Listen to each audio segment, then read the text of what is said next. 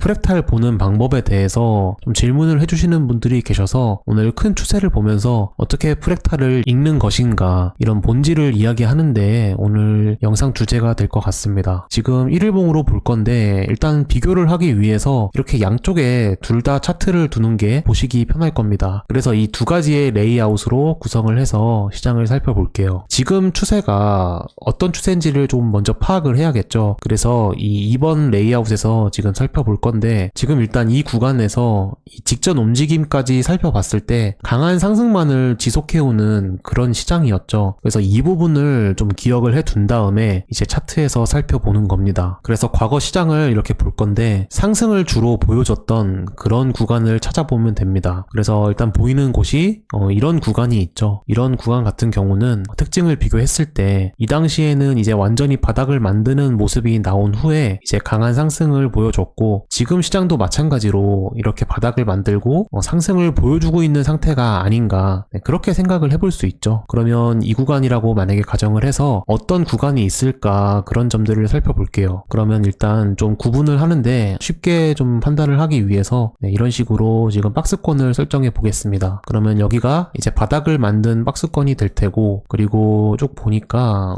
이제 박스권을 돌파하고 그리고 좀 강한 상승 추세를 만들고 있는 이런 구간이 보이죠. 그래서 이 구간 같은 경우가 좀 이런 구간과 비슷하게 만들면서 급하게 상승을 했던 것이 아닐까 그렇게 생각을 해볼 수 있어요. 그러면은 이제 우리가 여기서 어떤 특징을 하나 확인을 할 수가 있죠. 우선 이 구간도 그러면 제가 이렇게 표시를 해보도록 할게요. 그래서 이런 구간들을 비슷하게 만들어 왔다. 그리고 그 다음 보니까 지금 이 구간이 혹시 이 구간이랑 좀 비슷하지 않을까? 일단 그런 생각을 한번 가져보는 겁니다. 그럼 이제 조금 더 자세하게 이 구간이 확실히 비교해 볼 만한 곳인지를 판단해 봐야겠죠. 그러면 여기서 일단 상승을 하는 이 모습에서 이렇게 상승을 하는데 한번 조정해서 큰 급락을 보여주고 크게 반등을 보여주고 그리고 그 다음 하락에서는 크게 내리지 않고 이제 반등을 하는 모습이 고점을 높이는 모습이었다. 이런 점들을 알 수 있죠. 그러면 지금 시장에서도 좀 그런 모습이 나왔나 한번 살펴보면 이렇게 고점을 만들고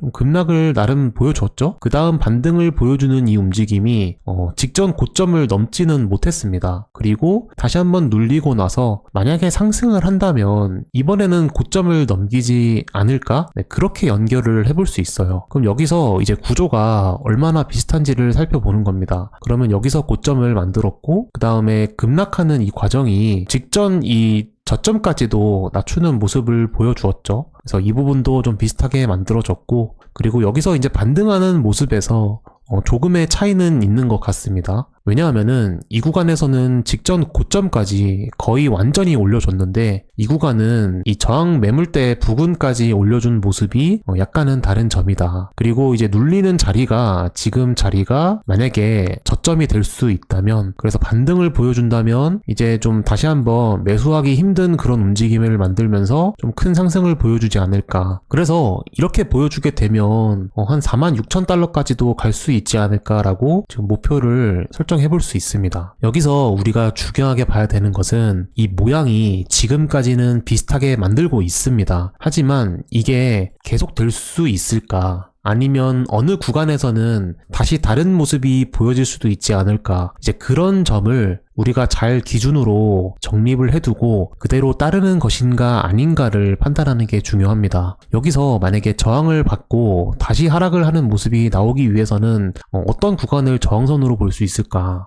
일단 뭔가 추세가 만들어지고 있는 것처럼 보이죠? 이렇게 하락 추세선을 설정할 수 있을 것 같아요. 사실 이 구간도 비슷하게 만들어 왔습니다. 그래서 여기서 이렇게 하락 추세선을 설정할 수가 있죠. 그럼 이 구간에서 이제 상당히 빠르게 반등을 보여주었기 때문에 좀 더 크게 상승을 할 수 있었다. 하지만 이렇게 고점을 만들고 어떤 작은 세력이 익절을 하는 과정에서 급락이 나왔는데 아무래도 이런 신호가 있었다 보니까 아무리 큰 반등이라도 한 번에 여기를 돌파하기는 어려웠나 봅니다. 그래서 한 번에 돌파하지 못하고 한 번 더 눌리고 이제 반등을 보여주었는데, 지금 시장에서도 어떤 작은 세력이 이제 익절을 하는 모습이 나왔죠. 그래서 청산을 하고 그 신호에서 다시 반등을 했지만, 이제 이 추세에서 만약에 막혔다면, 그리고 이 눌리는 과정에서 여기서 이 다시 하락 추세선을 돌파할 수 있다면, 그러면 첫 번째로는 뭐 여기까지도 볼 수 있겠지만, 두 번째로 더 크게 볼 수 있다면 이제 46,000달러까지 확인을 할 수 있을 것이다. 그래서 주요 구간으로 이렇게 설정을 할 수 있습니다. 그렇다면 이제 여기까지 제가 설명을 해드렸다면 여러분들은 그런 생각이 들어야 하겠죠. 아, 여기서 지금 하락 추세선을 설정했는데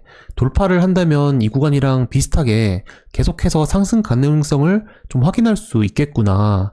하지만 만약에 여기를 돌파하지 못하고 다시 한번 저항을 받으면서 이 구간을 확인하게 된다면, 그러면 이것은 더 추세가 안 좋아질 수도 있지 않을까. 안 좋아진다는 것은 이제 한 번 더 저점을 낮추는 그런 모습이 된다는 거겠죠. 이렇게 된다면 이미 이 구간은 이제 달라지는 움직임이 시작되기 때문에 더 이상 이 프랙탈을 비교하는 것은 의미가 없어집니다. 많은 분들이 이 코인 시장에서 프랙탈 기법을 좀 따라하려고 하시지만 생각보다 제대로 따라 하시는 분들이 없으셔서 제가 이번 영상에서 좀 이 기법을 공유해 드렸습니다. 프랙탈 기법은 사실 사용하는 게 쉬워 보이지만 어려워요. 그냥 모양만 보고 비교를 하면서 이게 프랙탈이다 라고 좀 잘못 이해하면서 이제 설명하는 분들도 계시고 사용하는 분들도 계시는데, 그렇게 좀 잘 몰랐다면 이번 영상을 통해서 프랙탈을 이렇게 사용하는 거였구나, 이런 점을 깨달으면서 제대로 사용하시는데 도움이 되셨으면 좋겠습니다. 또 저의 검증된 경험을 무료로 알려드릴게요. 대신 좋아요와 구독 부탁드리겠습니다. 이 채널을 지속하는 힘입니다.